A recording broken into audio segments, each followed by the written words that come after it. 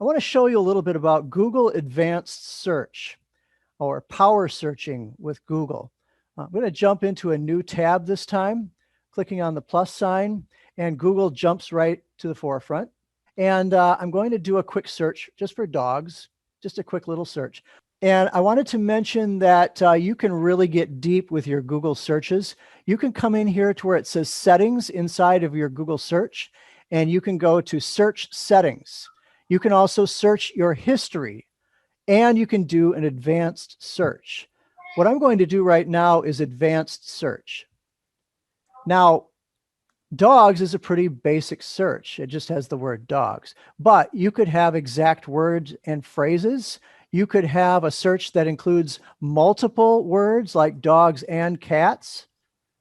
So I'll have dogs, cats. You could have dogs, cats, but not puppies. And you could have a range as well. Then you can narrow your search by any language. So you can actually do a language search as well. You can do it by region. So you can pick a country, for example. You can also go in and you can search a particular website's domain. Like, for example, I might want to do phasd.us, being the Port Huron Area School District domain. I might want to search for terms appearing within a web page, anywhere in the page or just in the title of the page. And I can also find certain file formats. For example, if you're looking for documents that have been done on a particular topic and you want to make sure that they are a particular format, you can come down to file type and you can pick from all of these different file formats. The most popular being Adobe PDF. And you could also search such things as Excel documents, PowerPoint presentations, and Word documents, just to name a few. Usage rights is important because you don't want to steal things that have been copyrighted.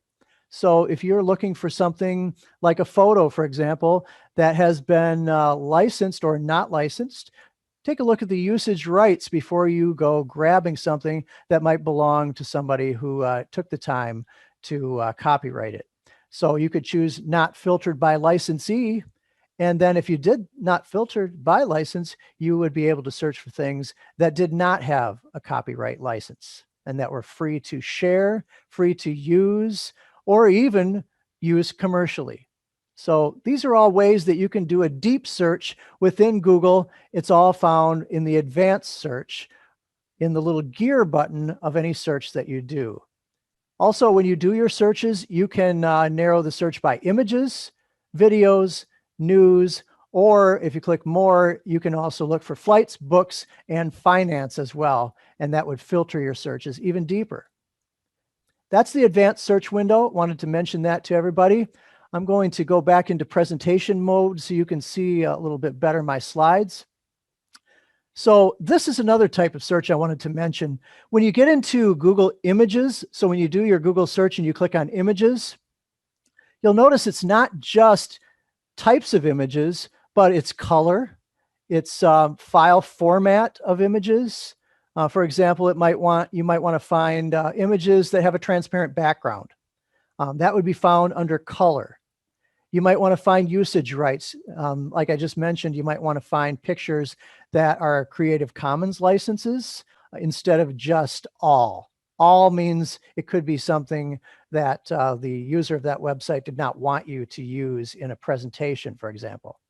So think before you search. So a little bit further about image searches. When you go into specifics under the color category, you can choose transparent, or you can even go down and just find black and white images.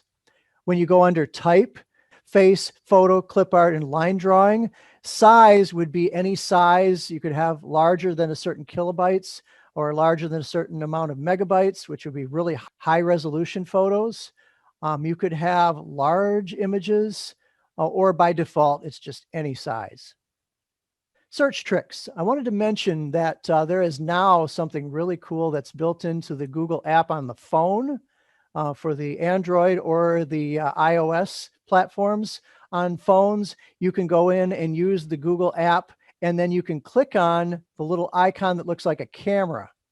But In a typical Google search, all you have to do is search Google. And then once you get a search, click on images. As soon as you go to Google Images, just click on the camera and you can search by image. When you do that, it'll bring up the two options of you can either paste in the URL to the image, or more commonly, you can upload an image to Google from your computer. And once you do that, you can then search by image and find out more information about that photo from Google. It'll actually bring up information about that photo and even show you where you may have gotten it from. That's kind of interesting too. Kind of a reverse image search is what that's called.